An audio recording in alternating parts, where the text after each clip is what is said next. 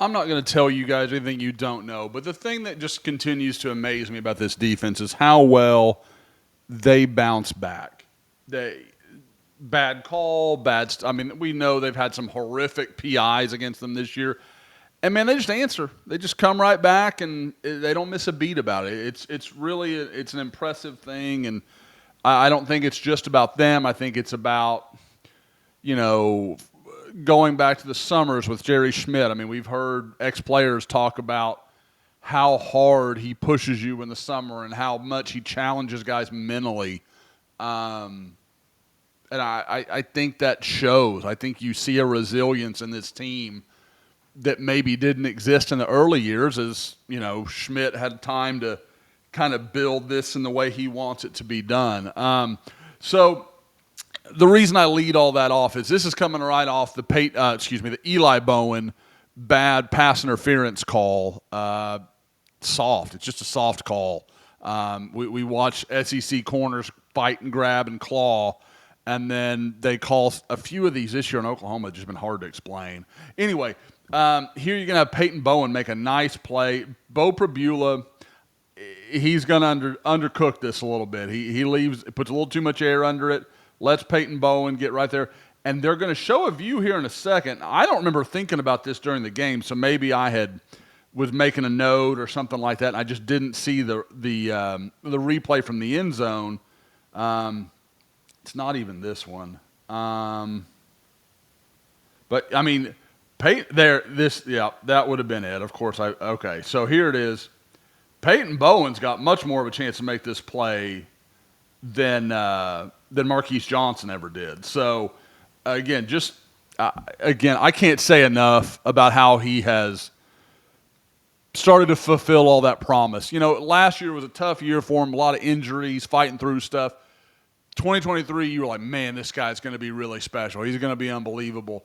This year, I feel like he started to hit that path.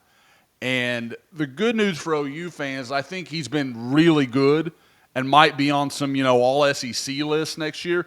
But he hasn't been so good or it doesn't have the physical measurables that everybody's going to go nuts about to say, this guy might go to the NFL draft. That may happen. I don't think so. I don't think that's really what is going to be the risk here. So again, just a really, really strong junior year he's put together for Oklahoma. Here again, you've just got Oklahoma. At this point, Missouri knows they can't run the ball. Taylor Wine does a great job here. Look at him, just squeezing on the edge.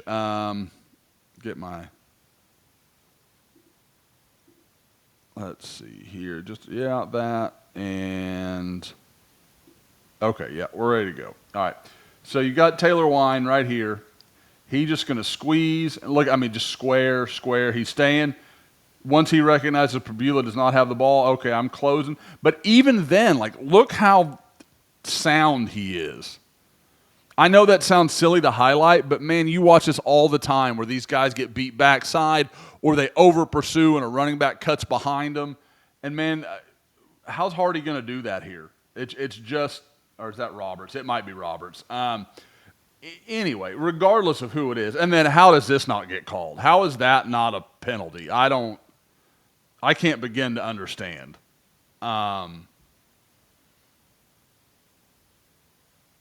They make a tackle on the kid. Make no mistake, David Stone's making a show of getting off the guy. He is, but he's doing what he's got to do, and that guy gets to just try to pile on him. What are we talking about? Yeah, enjoy David Stone in 2026, guys. I don't think you're going to get a 2027. He's going to be on some first team all-American list next year. He's going to be everybody's all-American, I would guess. He's got a chance to have a special 2026. He and Jaden Jackson there next to each other. So here you get to 3rd and 10, and I'm trying to remember this play.